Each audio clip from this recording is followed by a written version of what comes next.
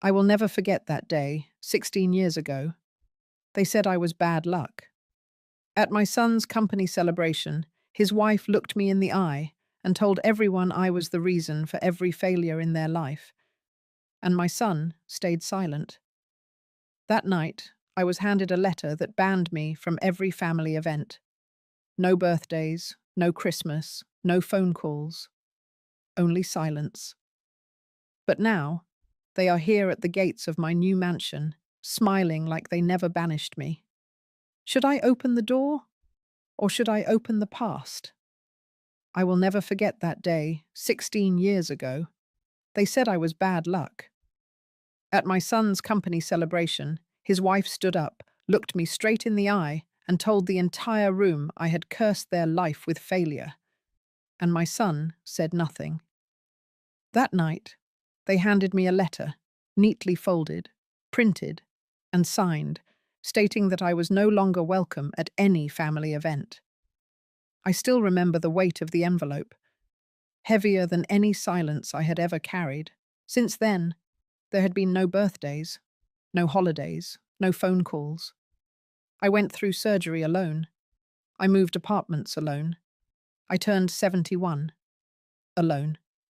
And I learned to be fine with that. But this morning, as I stood in the doorway of my new home, I saw the past walking up the curved gravel driveway in beige loafers and borrowed smiles. Howard, Denise, and between them, Sophie. They had not called, not texted, not even sent a card when I moved into Elmsworth Drive, but they must have seen the deed transfer in the paper. They always did have a soft spot for headlines. I stayed still, watching them approach through the long security camera feed. I had the monitor set up in the kitchen, right above the sink. The screen was grainy but clear enough. I could see Denise smoothing her jacket, the way she always did when she was about to lie. Howard kept adjusting his collar. His nervous habit never left him. And Sophie, taller now, older, looked like she had no idea where she was being taken. It had been 16 years since I last saw her. She was barely a toddler the last time I held her. Now she stood at the gate of my new life, looking like a stranger carrying my blood. I didn't open the door immediately. I stood by the window for a while, just long enough to let the silence do its work. Then I picked up the intercom, pressed the button for the front gate, and said, "Come on in." My voice was even, no warmth, no anger, just enough civility to sound human. They walked in slowly, like guests unsure of the rules. The foyer of my home was built to impress. High ceilings, marble floors, a chandelier I chose for its silence when it moved. I made sure everything in this house could be admired in quiet. Howard looked around, eyes scanning the archways, the staircase, the paintings. Denise smiled a little too wide. "You've done well, Mum." I didn't respond. I simply motioned them into the sitting room. The house was spotless, as always. The morning light stretched across the rug, touching the edge of the dark velvet chairs I had ordered from Savannah. Everything in this house was mine. Bought, paid, earned. They sat down hesitantly. Denise crossed her legs, then uncrossed them. Sophie stayed standing near the fireplace, looking at a framed photo of me in my garden. I remained standing. So, they were here, and now the silence belonged to me. "You came to see the house," I said finally. "Or did you come to remember what you gave up?" Howard cleared his throat, then looked at Denise. She looked at Sophie. No one said a word. I walked over to the cabinet and pressed a small button beneath the second drawer. The screen in the corner of the room lit up. I had it preloaded. I had been ready for this moment since I saw the headlines flip. The recording played, a quiet video, low resolution, from 16 years ago. Denise standing at the banquet table, shouting. Howard beside her, silent. A printed letter passed across a white tablecloth, the words still loud enough to sting. You are not welcome in our home anymore. I didn't look at them while it played. I watched Sophie. Her mouth dropped slightly. She turned to her parents. No one spoke. When the video ended, I turned off the screen and walked to the window. You were very clear back then, I said. Now I want to be just as clear. This house is not a symbol. It is not an invitation. It is the life I built when I had nothing left to lose. And you are standing on land you don't belong to anymore. If you've ever been cast out by your own, only to rise higher than they ever imagined, you'll understand this silence. It is not revenge. It is reckoning. And it has only just begun. I did not ask them why they came. That was their burden to carry. Mine was heavier, but clearer. I had waited 16 years to see if they would remember the weight of the words they used. And now, I would let those words speak for themselves. Howard looked like he wanted to say something, but Denise beat him to it. We've grown. We've changed. We thought maybe this could be the start of... Her voice trailed off when she saw me walk to the small drawer beside the bookshelf. It clicked open. I reached in slowly and took out an envelope. The paper had softened over the years, but the ink remained bold. I did not need to look at it again. I had memorized every line, even the signature, especially the signature. I walked across the room and placed it gently on the coffee table, between the untouched glasses of water I had set earlier. Howard stared at it, but did not reach for it. You recognize it, I said. He nodded once, slow and ashamed. Denise turned her face away. It was short. 4 paragraphs, typed in Calibri, signed by both of them. A ban, a formal dismissal. It had no warmth, no confusion. It was deliberate. Denise cleared her throat and tried to smile. That was a long time ago. We all say things when emotions run high. No, I stopped her there. You wrote things, you printed them, you signed them. That's not emotion. That's intention. Denise's jaw clenched. Howard looked down at the floor. I stood still for a moment, then stepped over to the audio console hidden inside the cabinet. It had taken me years to find the old recorder. It was buried in a shoebox, behind dusty photo albums, beneath a rusted space heater I never threw away. And when I found it, the battery was dead. But the file was still there. Their voices. Clear as the day, they turned me into a stranger. I pressed play. The sound that came out was unmistakable. Laughter in the background, the clink of glasses, a faint murmur of a piano. Then Denise, sharp and direct.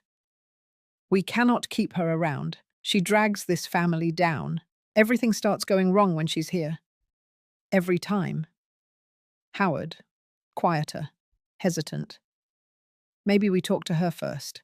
Give her time. Denise again. No. She'll spin it. You know she will. She makes herself the victim in everything. Just do it. Sign the letter. Get your spine back. A rustling sound. Then the scrape of a pen. Silence. I turned off the recording. No one moved. I did not say a word right away. I let the quiet do what it was meant to do. Finally, Denise stood up. That's a private conversation. You had no right to record it. I turned to her, steady and calm. It wasn't private. It was on my property, in my kitchen, at my table. The only thing private was the cruelty, and now it isn't. Howard sank back into the chair, his face pale, his hands shaking. I watched them both without blinking. 16 years ago you made a decision. Now you will sit through the result of it. They stayed silent. I could see the edges cracking. Denise's cool exterior was flaking off. Her eyes darted around the room, searching for control, a way back into the narrative. Howard had none to offer. He was a passenger, then and now. Sophie had not sat down. She stood at the far end of the room, near the entryway to the sunroom, her arms folded tight across her chest. Her eyes, though young, held a quiet confusion. She had never heard that voice in her parents. Not like that. And now she had. I walked over and picked up the envelope again. I handed it to Howard. "You don't need to read it, but you will hold it." He took it, hands trembling. No words. I stepped back. "You came here with expectations. Let me adjust them for you. This is not a place of welcome. This is the evidence room. You wanted to remember who I was. Now you know who I am." They did not respond. I gave them nothing else. Not pity, not anger, not warmth. Only what they had earned. The truth, spoken plainly, and finally returned. I turned and walked toward the kitchen, where the coffee had gone cold. Behind me, the room remained silent, exactly as I needed it to be. The envelope still sat on the coffee table when I returned with my cup of cold coffee.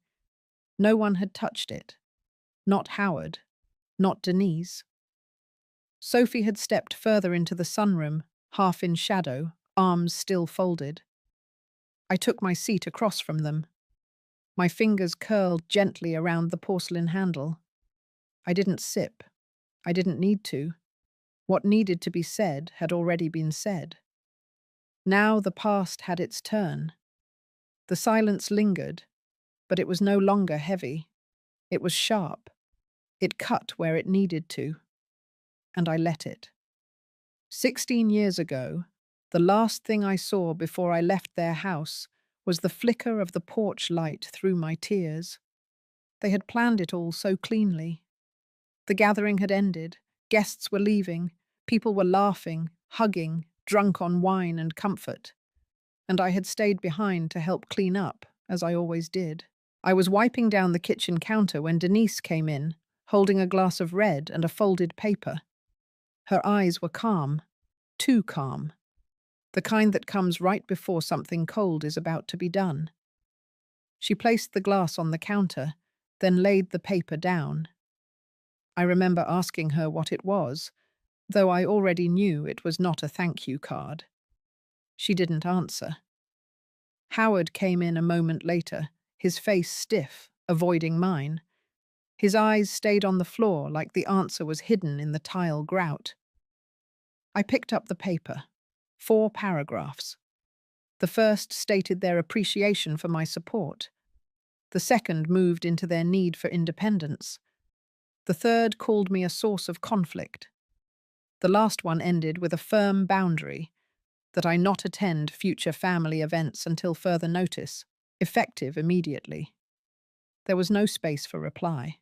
There was no space for dignity. I asked them both if this was a mistake.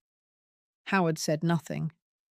Denise walked away. It started raining as I stepped out. I had no umbrella, no ride, just my coat and my purse. It was mid-October, and the wind had already started to bite. I stood at the edge of the driveway for a long time, not because I didn't know where to go, but because I didn't know what just happened. I was no longer part of their version of family, and no one had fought to keep me there.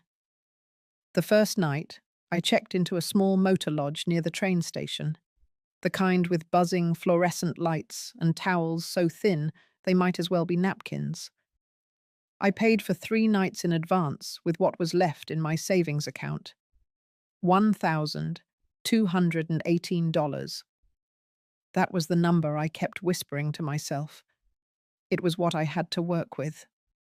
It was what they left me with. For the next few days, I stayed inside, only going out for coffee and job listings. At 65, no one was looking to hire women like me, but I had managed books at the hospital for over 20 years. I knew how to read numbers better than people, and I trusted numbers more anyway. A week later, I found a part-time position with a small clinic. 4 days a week, $12 an hour. I took it, grateful, ashamed. I did not cry at night, not because I wasn't broken, but because I didn't want to fall apart somewhere that smelled like bleach and mildew. By the end of that first month, I had enough to pay rent on a tiny apartment above a closed-down hair salon. It had one window, a stove that clicked twice before lighting, a refrigerator with a dent the size of a bowling ball. But it was mine. No one could tell me I didn't belong. No one could sign a letter to evict me from my own breath. In that apartment, I started again. Not because I was strong, but because there was no other choice. I took on more hours at the clinic, then picked up weekend work doing data entry for a local therapist. Cash only. Quiet. No questions. Eventually, I met Eleanor again.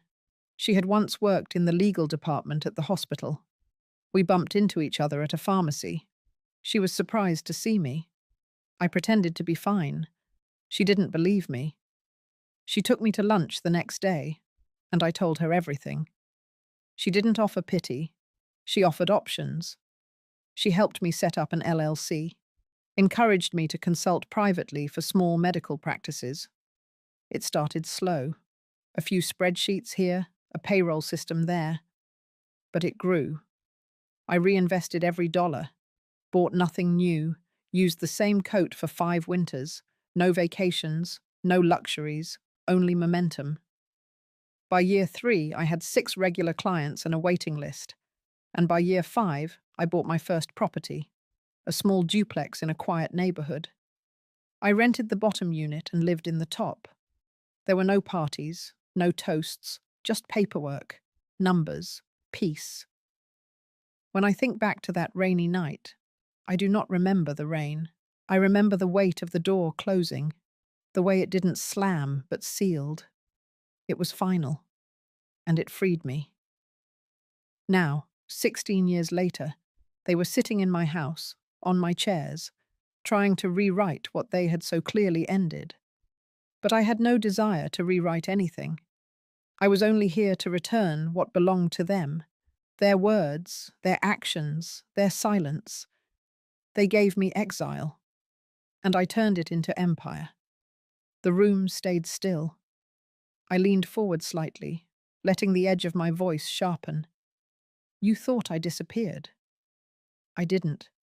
I just stopped waiting to be welcomed. I closed the door behind them without a word.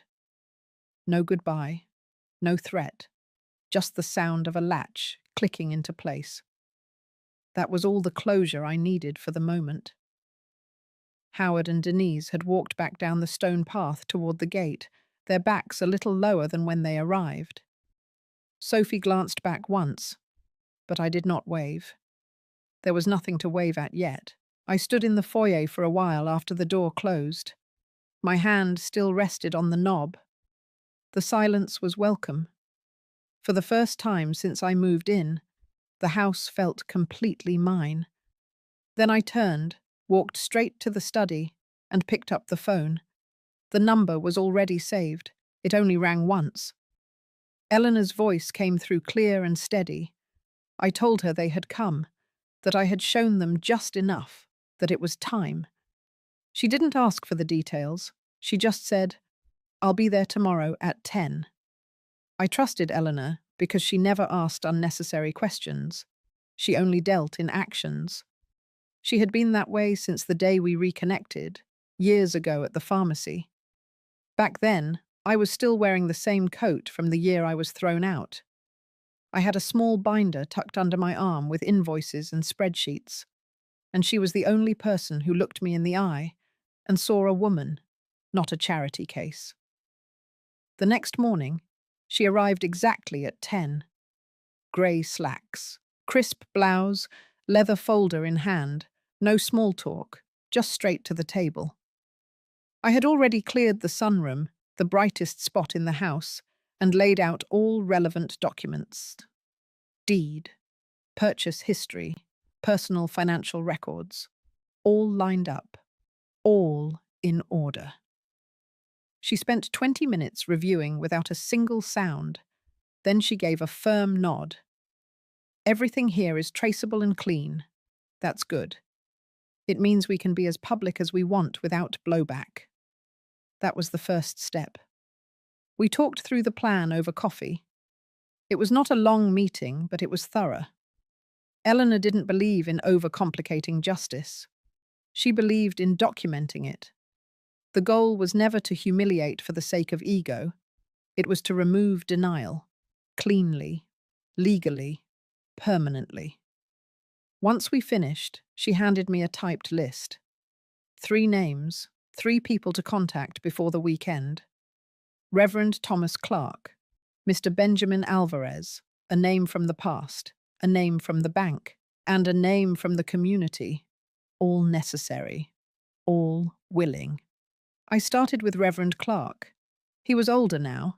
His hair was white and thin, but his voice hadn't lost its clarity. He remembered everything.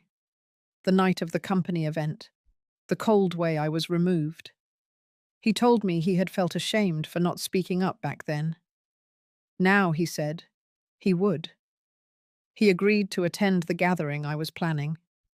He didn't need coaching. He had seen it. That was enough. Next was Mr. Alvarez. He was not a man who gave second chances easily, but he respected paperwork. Years ago, he had been the one to approve the loan for Howard and Denise's current home. And just last month, he had been the one to sign off on the bank's internal decision to begin foreclosure due to long-standing missed payments. When I called him, I did not disguise my purpose. I told him I needed him to confirm 2 things, on record and in person: that I was the legal owner of Elmsworth Drive, and that the house Howard and Denise were living in had been flagged for foreclosure. He agreed, without hesitation. I could hear the low tone of finality in his voice when he said, "It's time some people learned how consequences work." I hung up and leaned back in my chair. The puzzle was coming together. Every person had a role, every moment had weight. There would be no chaos, only precision. Over the next 48 hours, I arranged the logistics. The invitations were sent out. No frills, no promises. Just a simple card printed on cream stock. You are invited to an open house at Elmsworth Drive. Saturday, 4 p.m. I did not name the reason. I did not mention family. Those who needed to come would come. By Friday night, I had finished the layout. The foyer would be clear. The sitting room arranged for conversation. The audio system rechecked. The video display tested. The hallway cleaned. The stairs polished. This was not a party. It was a presentation. Saturday morning arrived quietly. I woke early. The sun had just touched the garden walls. I made tea instead of coffee, the kind I used to make on holidays, back when holidays had meant something. As I poured it, I thought about timing. Howard and Denise had always been very punctual, even in cruelty. I expected them by 3:45. That would give them 15 minutes to wander the foyer before the others arrived. And as for Sophie, I had not reached out to her directly. I left that door open on purpose. She would come on her own if she needed to, if she was ready to hear what had been kept from her. I stood in the middle of the sitting room at noon and looked around. Everything was in place. Eleanor would arrive first, Reverend Clark second, Mr. Alvarez third, each with their role, each bringing truth that no one could argue with. I had not scripted anything. I had not rehearsed. The truth did not need a script. It only needed a stage. And I had built one room by room, brick by brick, year by year. After being cast out with nothing but a coat and a $1,000 bank account. They would come into this house, but they would not leave with what they came for. They came looking for softness. What they would find was clarity, the kind that did not scream, the kind that did not beg, the kind that simply showed up and stood its ground. It was time. At 3:30, I stood by the front window. The sky had softened to that pale afternoon shade just before it loses its blue. A slight breeze moved through the garden hedges, but the air held a certain stillness. They arrived on schedule. Howard pulled the car up slowly. A silver SUV. Clean. Too clean. The kind you rent when you want to appear stable. Denise stepped out first. She wore a light beige blazer, carefully pressed, with heels just high enough to feel confident. Her hair was straighter than I remembered, softer around the face, but the sharpness in her eyes hadn't dulled. It had only learned to smile. Howard walked around to the back seat. Sophie stepped out quietly. No blazer, no heels, just a simple blue dress and flats. Her shoulders moved differently, less certain. Her eyes scanned the house, then stopped on the windows. I remained still. Let them wonder. They came up the steps like a family out of a catalogue. Howard reached for the bell. I had already unlocked the door. It opened with a smooth swing. "Welcome back," I said. Denise gave a small laugh, just enough to sound warm. "The house is beautiful. You've done so well for yourself." I said nothing, only stepped aside. Howard murmured something about the garden. I let it drift into the air and disappear. Sophie offered a shy nod. No smile, just acknowledgement. I appreciated that. Inside, the entryway held the same quiet as it had earlier that morning. The space had not changed, only the people standing in it. They followed me into the sitting room. I had arranged the chairs deliberately. 3 on one side, 1 opposite. I gestured for them to sit together. They hesitated, then obeyed. Sophie chose the edge seat, her hands folded in her lap. Denise took the middle, adjusting her bracelet as she settled in. Howard kept looking at the carpet, as if trying to memorize its pattern. I sat across from them, not at an angle, not in a corner, direct. Denise leaned forward first. "We've been thinking about what you said the other day. It made us reflect. A lot." Howard nodded. Slow. Too slow. "We regret how things happened. Emotions were high back then. Life was stressful." Denise took over again. "We know we can't change the past, but maybe we can start fresh. Maybe there's still time for family." She reached over and placed her hand lightly on Sophie's arm. "Isn't that right, sweetheart?" Sophie looked at her, then at me. She said nothing. I turned to her gently. "Would you like something to drink?" She shook her head. I offered them nothing. Denise continued, her voice smoother now. "We talked to Sophie about spending more time with you. She's getting older, starting to ask questions." Howard added quickly. "And she's always been curious about you, about what happened." That was a lie. They had kept her at arm's length. 16 years of silence did not grow out of kindness. Sophie shifted in her seat. "Actually, I don't know much. They never really told me. I only heard you moved far away." Denise's smile flickered. "Well, we didn't want to confuse her when she was young. Kids need stability." Howard cleared his throat. "But now things are different." I held my gaze steady. "What's different is that I have built something without you, and now you want to enter it without explanation." Denise straightened. "We came to apologize. We didn't have to come." I leaned forward slightly. "You came because you saw the transfer notice in the paper. You came because you recognized the address." Howard tried to protest, but I stopped him with one look. "There was a time when you could have called. You didn't. There was a time when you could have sent a birthday card. You didn't. There was a time when you could have told her the truth. Sophie looked down, her fingers pressed into her palm. Denise recovered quickly. We made mistakes. Everyone does. But holding on to grudges, that doesn't help anyone. I smiled, not out of joy, out of understanding. This is not a grudge. This is structure. You broke something, and now you are sitting inside the house of the woman you left on the curb. There was a long pause. Denise looked around the room, her eyes scanning the paintings, the books, the polished wood. Howard looked anywhere but at me. Sophie kept her eyes on her knees. You built all this alone, she finally said. Yes.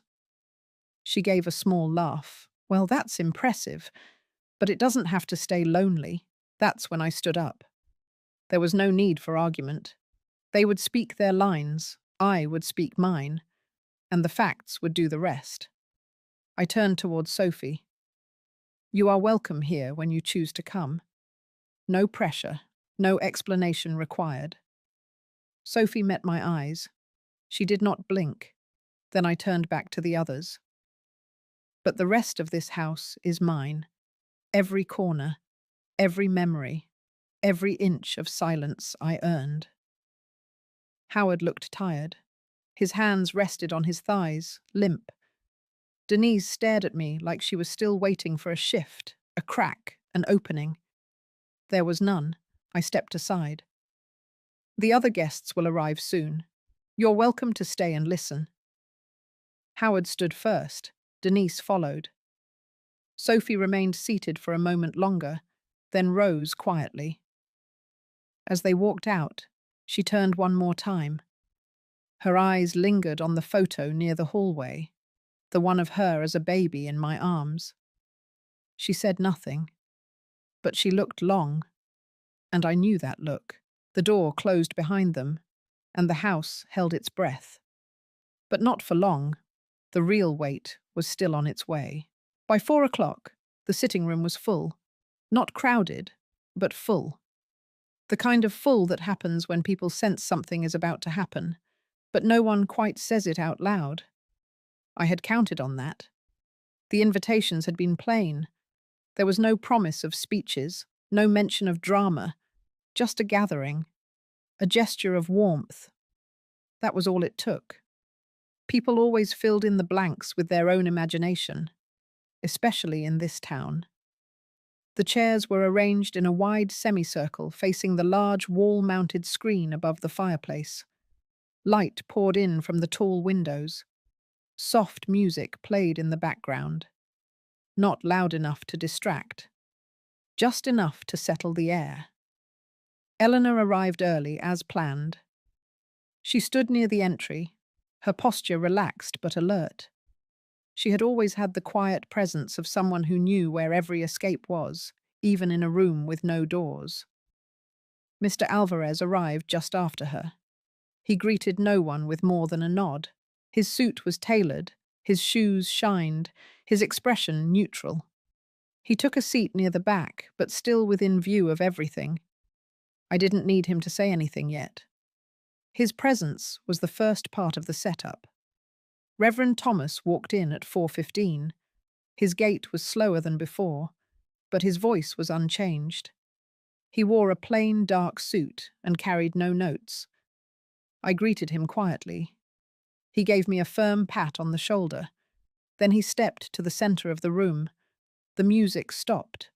The room adjusted. Attention found its focus.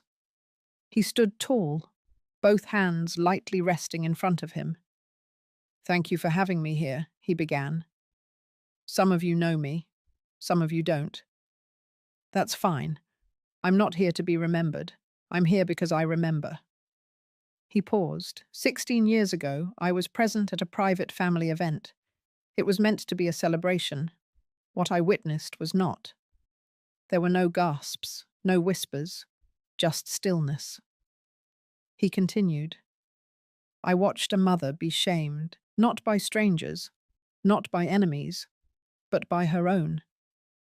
I saw her leave in the rain while others pretended not to notice. and I said nothing. He looked directly at Howard and Denise, who were seated 2 rows back. Howard's hands were clenched together, knuckles pale. Denise sat straight, jaw tight. Reverend Thomas spoke again. I said nothing because I thought silence was neutral, but silence is never neutral. Silence sides with the one who speaks last, and that day, cruelty spoke last. He stepped back, nodded toward me, and returned to his seat. The room shifted. The balance changed. What had been suggestion was now testimony. I moved to the front. My hands were steady, my voice clear. Thank you, Reverend. I would like to share something now. A brief moment from that night, just to help us all remember what silence sounded like when it wasn't ours. I walked to the side of the room, picked up the remote, and turned to the screen. The video had been cleaned up, but not edited. I had made that decision carefully. The rawness needed to stay. The screen flickered to life. A faint graininess filled the picture. Then the audio came in. Howard's living room. People laughing in the background. The edge of a buffet table in view. Denise's voice sharp and unfiltered. We need her gone. She's bad for us. Bad luck. Every time she stays with us, something goes wrong. Howard's voice followed. Maybe we talk to her first. Give her time. Denise again. No, that's weak. Just sign the letter. We need space. She needs to stop pretending this is her place. A pause, a pen scratching. Then silence. I stopped the video. No commentary, no added words. I turned to face the room. You've now heard what I heard. You've seen what I saw. You've sat in the quiet I've lived in. That silence is no longer mine to carry. I looked at Denise. Her expression had frozen into something unreadable, the kind of stillness that masks calculation, not confusion, not remorse, just delay. Howard looked down. He had not lifted his eyes once since the video began. I turned to Sophie. Her face had gone pale, not with fear, with clarity, the kind that comes when a shadow shifts and the shape beneath it is finally seen. I stepped back. No one needed to speak. The room had heard everything it needed. I let the silence stretch again, but this time it was mine by choice. The truth had landed, clean, cold, heavy. I looked to Eleanor. She gave the faintest nod. Part 1 was done. The next strike would not be emotional. It would be factual, public. But for now, I let the room sit with what it had heard. Not everyone would believe it, but they had heard it. And that was enough to make the next blow unmissable. The air in the room shifted the moment the video stopped. No one moved. The image lingered on the black screen for a few seconds longer before fading completely. I placed the remote down and stepped aside. Eleanor stood. She did not raise her voice. She did not clear her throat. She walked to the center of the room like someone who had been here before, not in this house, but in this kind of moment. She held a folder. Plain. Nothing fancy. Inside that folder was everything Howard and Denise had chosen to ignore for 16 years. She opened it. What you heard was one version of truth, words spoken and recorded. But words can be dismissed if people choose not to believe what they hear. She paused, then pulled out the first document. This is a certified copy of the property deed for Elmsworth Drive, dated, signed, notarized, no liens, no disputes, purchased outright by Mrs. Lillian Mercer with documented funds over the course of 9 years. She held it for a second longer before passing it to the first guest, seated near the aisle. He looked at it, then passed it to the next. She pulled out a second document, This is a summary of verified financial records, including annual earnings, property investments, and IRS returns filed under Mrs. Mercer's LLC. All clean, all transparent. The room stayed quiet, but heads began to nod. Something about paper being passed hand to hand always changes the energy. It grounds people, removes excuse. Then Eleanor paused. I also have one final document to present. And for this, I'd like to invite Mr. Alvarez to speak. She turned toward him. He stood slowly, straightened his jacket, walked to the front like a man who didn't care if people liked what he had to say, only that they heard it. Good afternoon. He gave a short nod. No more. I am here in my capacity as Regional Loan Compliance Officer for Summit Bay Financial. I am not a family member. I am not a neighbor. I am a banker, which means I only speak when the numbers tell me to. He pulled a folded paper from his inside pocket and unfolded it. On June 12th of this year, our office filed a pre-foreclosure notice on the property located at 417 Briarwood Court. The mortgage associated with that address has been in delinquency for 185 days. He looked up. That property is listed under the names of Mr. Howard Mercer and Mrs. Denise Mercer. No payment arrangements have been made, no extensions granted. A ripple moved through the room. This is public record, he continued. Anyone can verify it. He handed the document to Eleanor, who took it silently. That concludes my role here today. Thank you. He turned, walked back to his seat, and crossed his legs with the ease of a man who had done his part. The silence returned, but it was no longer a silence of tension. It was a silence of recognition. The room was recalibrating. People who had come expecting one thing were now sitting in the truth of something else. Faces softened, others hardened, but no one stayed neutral. I stepped forward again. 16 years ago, I was asked to leave a home. Today, I have invited people into mine. There is no magic in that. No revenge, just correction. Denise looked at the floor. Howard stared blankly ahead. Sophie sat perfectly still, not hiding, not blinking. She had moved closer to Eleanor sometime during the exchange, just slightly, like instinct had pulled her toward steadiness. I turned to the room. Everything you've seen today is documented, not interpreted, not embellished, not dramatized. I do not expect agreement, but I will no longer allow confusion. This house was not given to me. It was built by me. Slowly, quietly, brick by brick. It was funded by spreadsheets and $10 lunches, by nights without heat, by weeks with no one to talk to but my own tired bones. No one carried me here. I crawled when I had to, and now that I stand alone. The crowd did not applaud. I hadn't wanted them to. I didn't build this moment for approval. I built it for clarity. Still, something changed. In the posture, in the tone. A woman near the back wiped under her eye.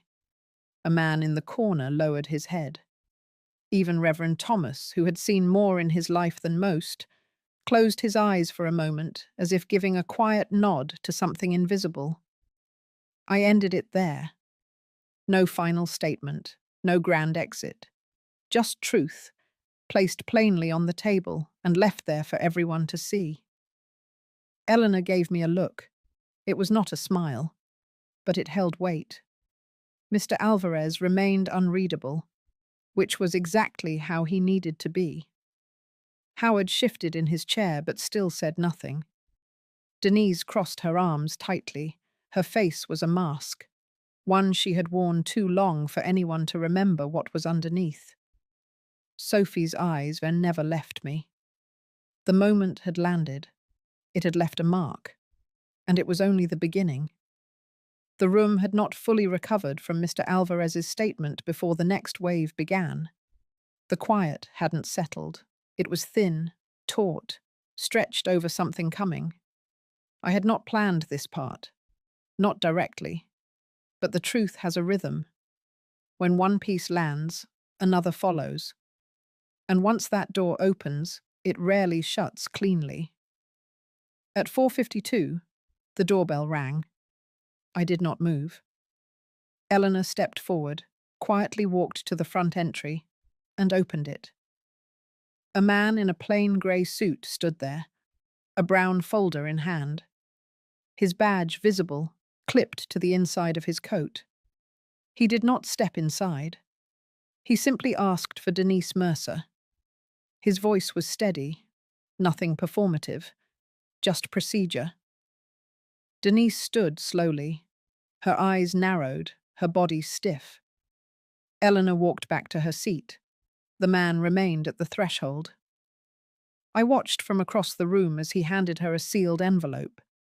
It was thick, certified, dated, labeled as a formal notice to appear. He offered no explanation, only confirmation of delivery. Denise took it without speaking. She turned slightly toward Howard, who stayed seated, motionless. The man nodded once and left without a word. The door closed. In the room, the shift was complete. Whatever sympathy Denise might have carried dissolved into air. The folded paper in her hand said more than she ever could.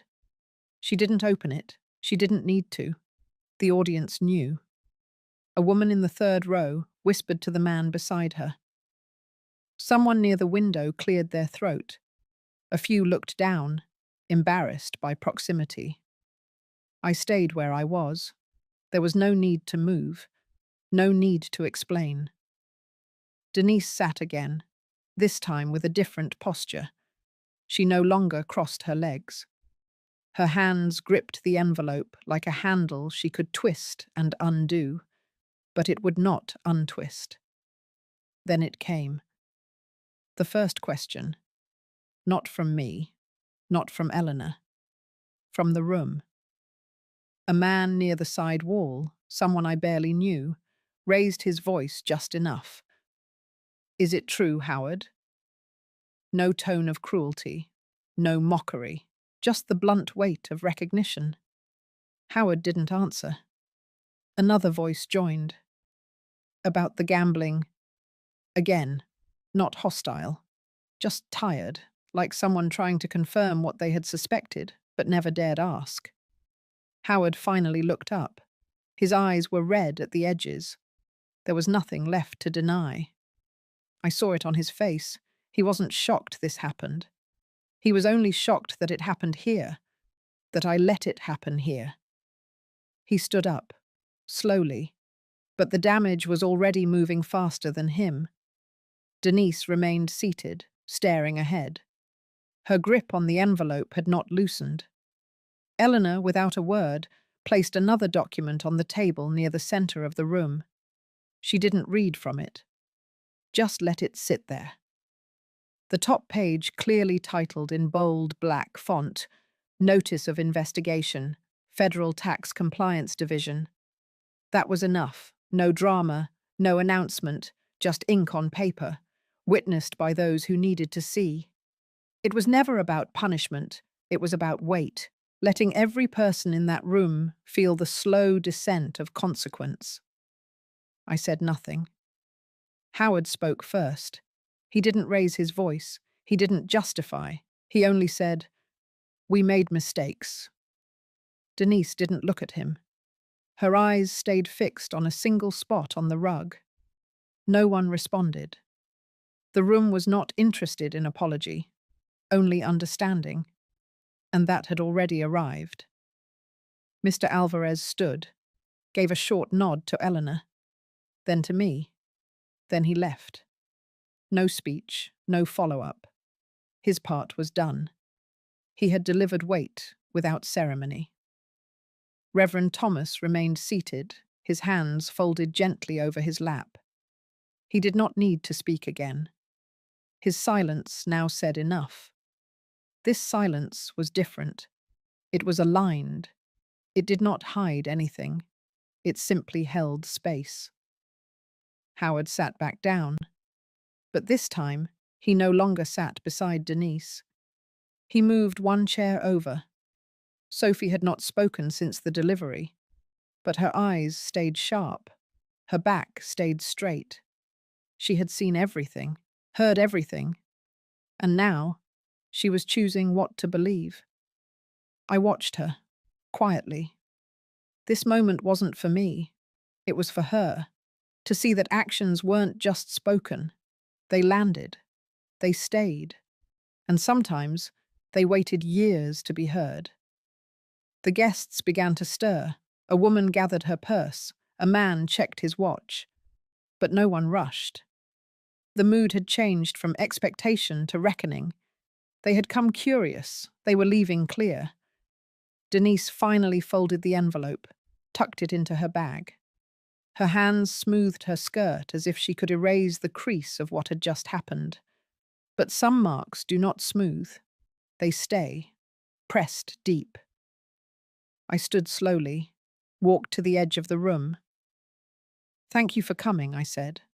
That was all. Some nodded, some mumbled soft goodbyes. Most just looked once more before leaving. By 5:20, the room was nearly empty. Eleanor stayed. Reverend stayed. Sophie stayed. Denise and Howard remained seated, not out of defiance, but because they had nowhere else to stand. The silence returned, but it no longer belonged to them. This time, it belonged to me. Sophie moved fast. No words, no coat, just motion. Her heels clicked against the hardwood floor as she left the room, then faded into the stone tiles of the back hallway. The glass door to the garden made a dull thud as she pushed it open and stepped into the late afternoon cold. I waited. I waited for anyone else to follow, but no one did. Denise was still frozen in her chair. Howard had sunk so far into himself that he might as well have vanished. Eleanor met my eyes once. She gave a soft nod, no movement needed. She would hold the space inside. So I followed my granddaughter. Outside, the wind had picked up, not harsh, but enough to rustle the dry leaves still clinging to the camellia hedge and stir the scent of rosemary along the stone path. My legs ached a little with each step, but I took my time. Let the rhythm of the garden steady me. Sophie was sitting on the old bench beside the bird bath. Her back was turned, arms wrapped around herself, shoulders trembling just enough to betray what she would not show inside. I didn't speak. Not yet. I walked quietly until I was close enough for her to hear my steps, but far enough to let her decide. I stood for a moment, then slowly sat down beside her. We didn't look at each other. Not right away. The garden had grown thick in the years I'd lived here. Eleanor helped me plant most of it, but it was the silence that did the rest. Silence helps things grow, just like water. Things people forget to say, things they bury. The soil holds it all. Sophie let out a long breath. It wasn't a sob. Not yet. Just the release of a thread she'd been holding too tight. She spoke first. "It's all real," she said. That wasn't a question. It was fact, landing heavy. I nodded, not because she needed confirmation, but because sometimes the body needs a gesture more than the mind needs a sentence. She looked at me. There were no tears on her cheeks yet, but her eyes shimmered with the weight of every revelation she had just swallowed whole. "They always said you were unstable." I let the sentence float between us. I didn't rush to explain, didn't rush to defend. "They said you were a problem, a burden." Still, I waited.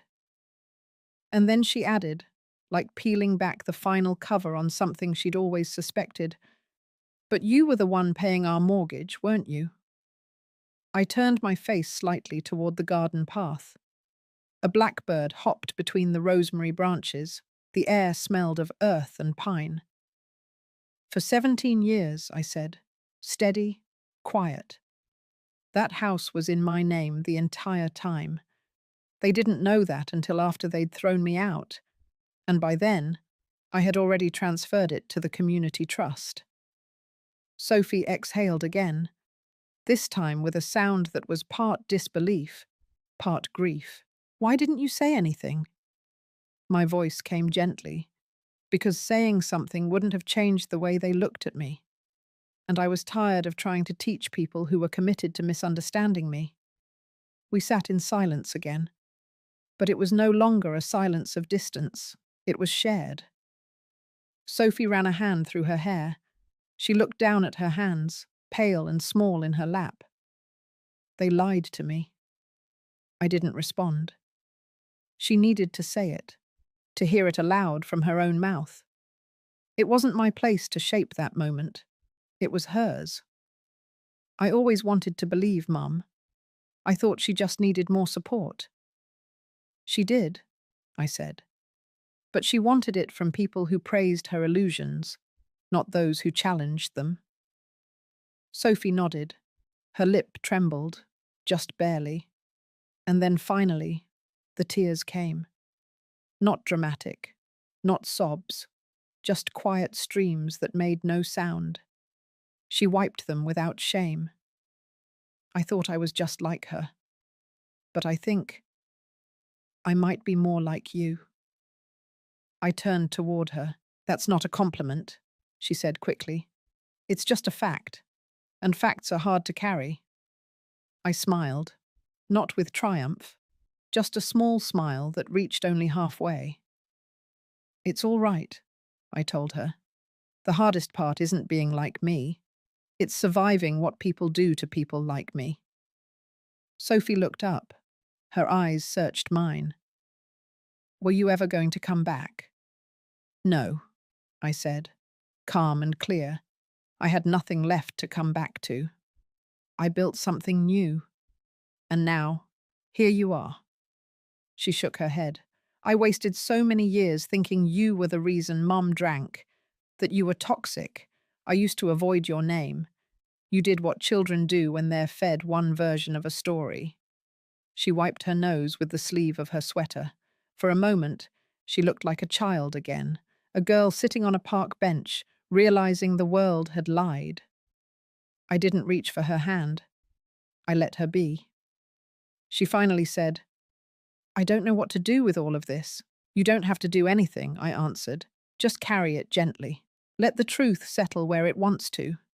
And when you're ready, you'll know what part of it belongs to you. The sun had begun to lower. The garden lights clicked on. A soft amber glow settled across the stones.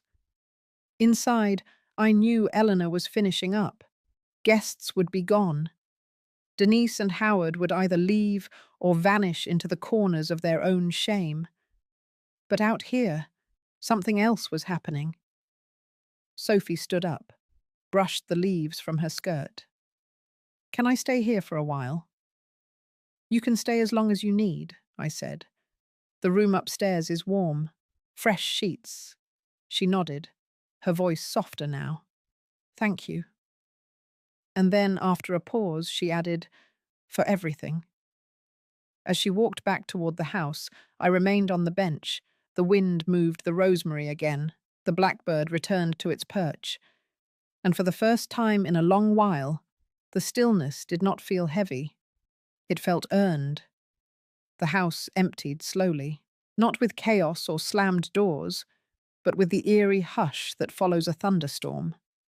The air inside had shifted, heavier in some corners, lighter in others. Howard and Denise had left first.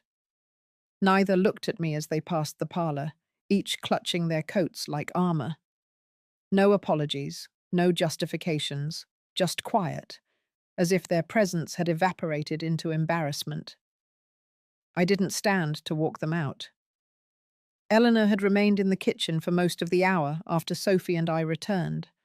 She had brewed a pot of jasmine tea, the kind we used to drink when she first moved in with me. When she finally entered the sitting room, She held two mugs, no words. We sat across from each other. She placed mine on the small table between us and folded herself into the old armchair by the window. The fireplace had died down to its embers. I didn't bother to add more wood. The silence between us wasn't uncomfortable. It was the silence of two people who had just witnessed something sacred and cruel unravel side by side. Something necessary. Eleanor took a sip, then looked at me with those sharp, thoughtful eyes of hers. She said softly, "Truth never walks in clean, but it leaves the air breathable." I nodded once. She set her mug down gently, fingers wrapped around the base as if grounding herself. They didn't even try to deny it. Not once. "Because they couldn't," I replied. "Not in the face of the ledgers, not in front of Sophie. There was nothing left for them to twist." She leaned back, her legs tucked under her, eyes scanning the room. "You know, I always thought Denise was the smart one, but she's just careful. There's a difference." "She's cunning," I said, "but she lacks depth. And when people like that are exposed, they fall fast." Eleanor tapped her fingers against the ceramic of her mug. The rhythm was slow, thoughtful. "And Howard. All that money moved through him and he never once asked where it came from. Or maybe he did, and he just didn't want to know. That was his favorite thing," I said, settling deeper into the couch. "Passive blindness. He thought if he stayed quiet long enough, he could outrun consequence." Eleanor tilted her head slightly. "And Sophie?" I took a breath.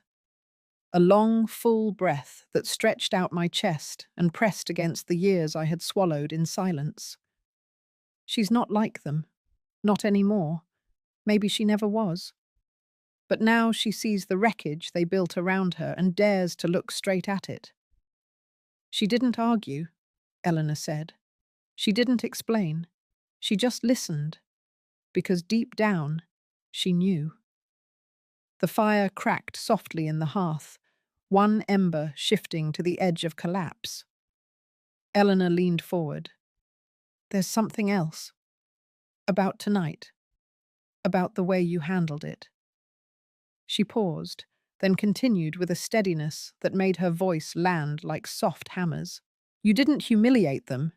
You didn't throw your power around. You just showed them the truth. That takes more restraint than most people have. And it takes more dignity than they ever gave you credit for." I didn't speak. I couldn't. Not because I disagreed, but because the truth of her words was like balm and salt at once. She smiled, almost reluctantly. "I've spent most of my life believing justice had to be loud, that it had to crack bones and shake walls. But what you did tonight, Lillian, that was a different kind of justice, one that sticks." I looked down into the tea, now cold. The scent still clung to the air. Jasmine, calm and persistent. "They'll try something," I said, finally. "A new angle, a softer lie, a version of the story that makes them the victims." "Of course they will," Eleanor replied. "But the damage is done. You reclaimed the ground they thought they buried you under." A pause. "So what now?" "Now," I said, "I go upstairs and take off this dress, and tomorrow I plant daffodils along the southern fence. I've been meaning to." She grinned. "That's it? That's it? Truth, then tea, then flowers." She raised her mug in a quiet toast. To truth, tea and flowers.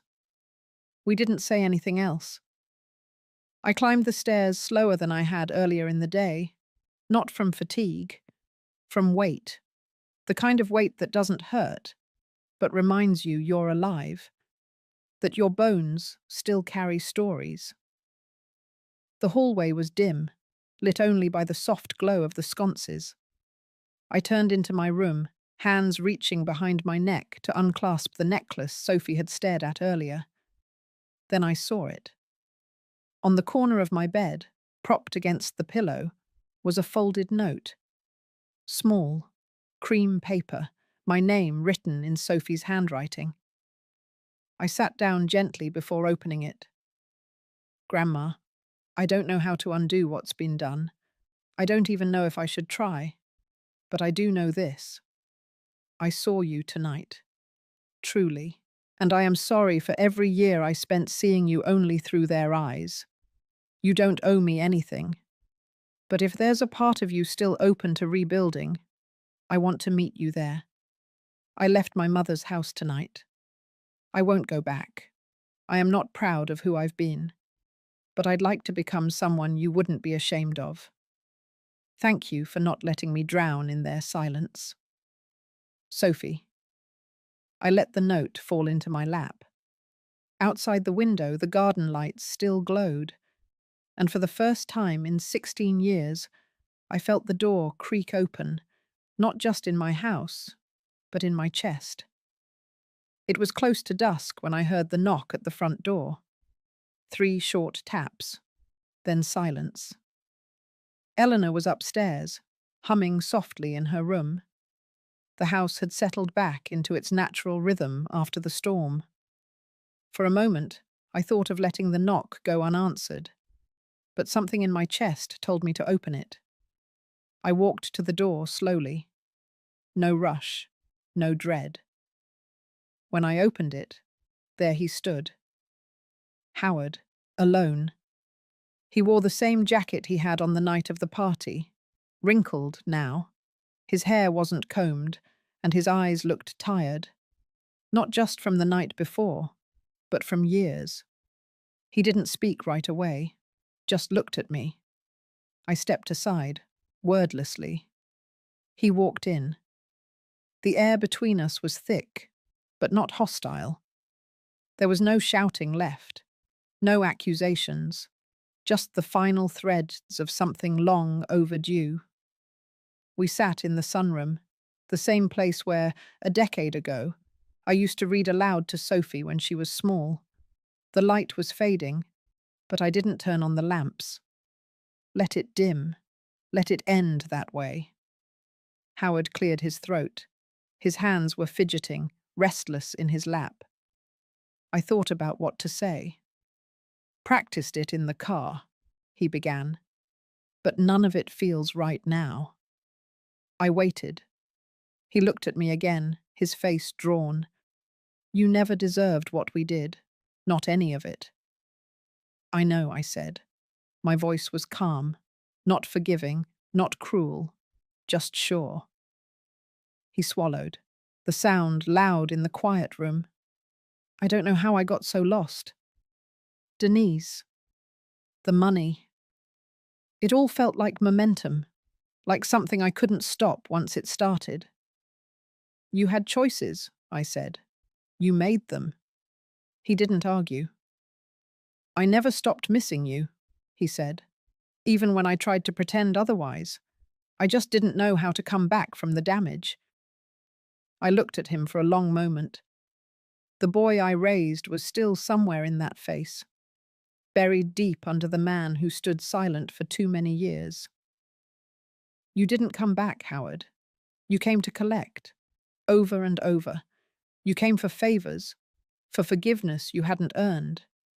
But you never came just to sit with me, never came to ask about my days, my health, my hopes. He nodded, his face stiff. You're right. A long pause. Then he added, softer now. I saw the way Sophie looked at you, like something cracked open in her. I think she'll be different now.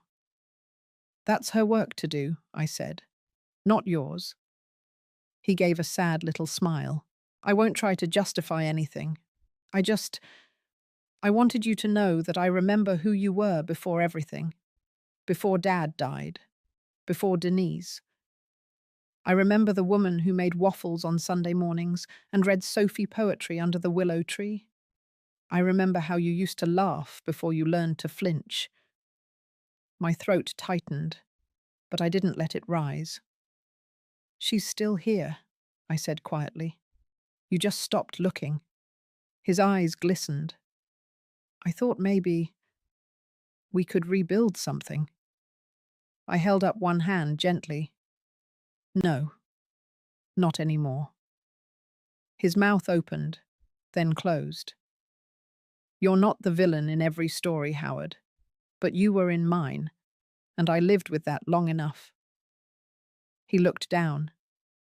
I'm not angry anymore, I said, but I've built peace out of silence, and I won't trade that for noise again.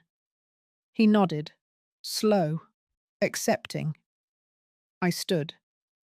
This is the last conversation we'll have, I added. I wish you nothing cruel, but I also wish you distance.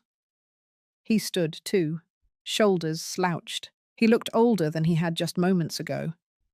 As he turned to go, he paused by the door.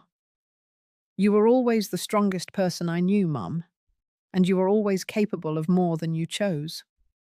The door closed behind him. Outside, the last light of day folded into dusk. I stood in the quiet for a long time, then turned back toward the hallway, letting the stillness settle like dust in the corners.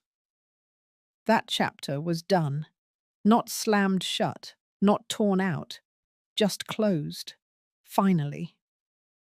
The morning air was crisp, carrying the scent of turned soil and damp grass, the kind of morning that made you breathe a little deeper, not because anything special was happening, but because everything was finally quiet enough to notice. Eleanor had started her routine early. I could hear the soft hum of the kettle in the kitchen and the rustle of newspaper pages as she folded them back, column by column. There was a rhythm in our days now, one that asked for nothing and gave enough. Outside the window, the backyard looked exactly the way I had once imagined it during sleepless nights in that old apartment above the laundromat. The fence was repainted. The flower beds were full. The old magnolia tree, once strangled by neglect, was now blooming proudly, branches spread wide like arms in prayer.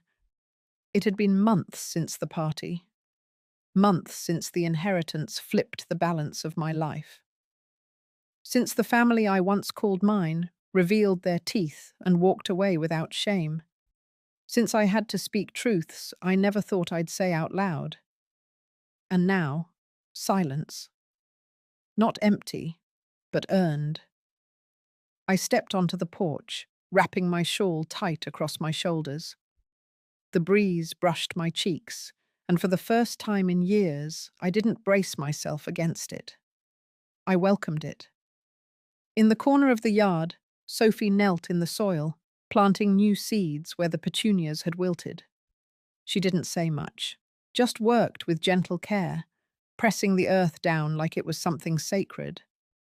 Her visits weren't frequent, but they were steady, and they were hers, not prompted by guilt, not arranged by anyone else. She brought her own tea bags, her own questions, her own awkward silences, and I let them come. Today she brought packets of wildflower seeds, said she wanted to give the bees something to celebrate. As I watched her from the steps, I thought of the girl she used to be, the way she'd chase butterflies with a paper net and fall asleep curled on my lap during long road trips. I thought of the version of her that stood frozen behind Denise at the mansion, and the version that returned with red eyes and trembling hands, too ashamed to speak. But the woman I saw now was neither. She was growing, like the garden. She looked up and smiled, wiping her forehead with the back of her hand. They're supposed to be bright oranges and blues, she said. I thought your yard could use something wild. I nodded. Wild was good. Wild meant alive. Later we sat in the shade with lemonade and let the sun fall through the trees without chasing it. Eleanor joined us, her laughter folding easily into ours. The three of us didn't talk about the past, not directly, but in between our sips and glances, it lived there, tamed, unarmed. When Sophie left that afternoon, she hugged me longer than usual. No promises, no apologies, just presence. Inside, Eleanor placed a hand on my shoulder and said, "You built something good here, even after everything." I looked around, not at the house, though it stood tall and solid, not at the money or the contracts or the documents stored neatly in the safe. I looked at the light, the quiet, the absence of fear. "I built myself again," I said. "That's what matters most." She squeezed my shoulder and nodded. That evening, I sat by the window as dusk settled like soft wool across the lawn. The porch lights flicked on automatically. The breeze carried the faint scent of lavender and wet wood. I didn't feel the urge to reach for my phone. Didn't need music or noise to fill the air. I was full already, not with triumph, not with vengeance, but with space, with room to grow, just like Sophie's wildflowers. And in that space, there was no room left for anger, only clarity and peace. If this story touched something deep in you, take a moment before you go. Have you ever rebuilt your peace after betrayal? Have you found your voice in the silence? I'd love to hear how you turned your pain into strength. Share in the comments. And if Lillian's journey reminded you of someone you know, or of yourself, don't forget to send them this story. Thank you for listening.